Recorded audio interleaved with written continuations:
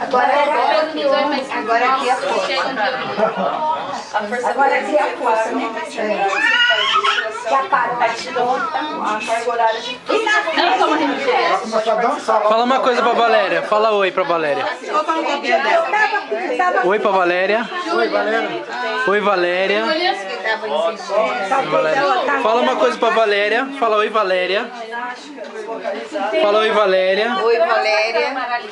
Fala alguma coisa pra Valéria. Oi, querida Marinha, tudo bem? Fala oi, Valéria, se quiser. Fala alguma coisa oi, Valéria.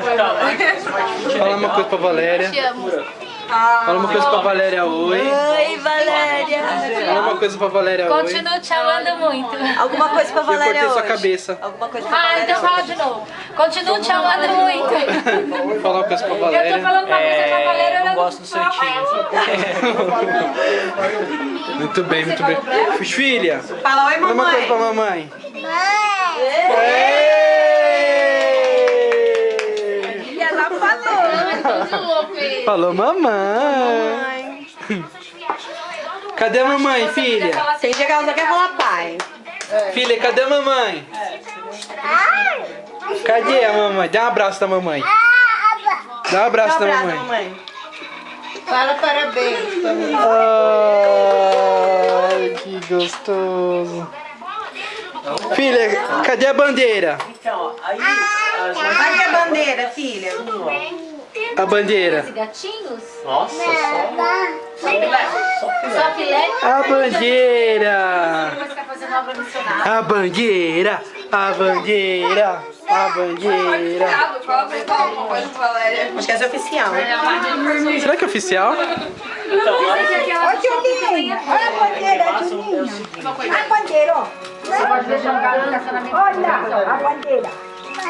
Tá com medo, Rafa? Tem problema de carro. Coloca ali no quintal pra você ver. Peraí, deixa eu só por dentro. A bandeira. A bandeira.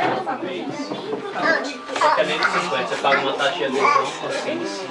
O Thiago tá desmontado na cama. Você paga uma taxa anual. A bandeira. A bandeira. A bandeira. A bandeira. A bandeira. A bandeira. Porque na verdade a taxa de anuidade Não quero mais, pai. Se livra disso pra mim. Ah, filha. E aí, lá, Né? eu gosto de spinning. Ela Foi a gosta, Mari que indicou Lá esse na lugar. academia eu vou.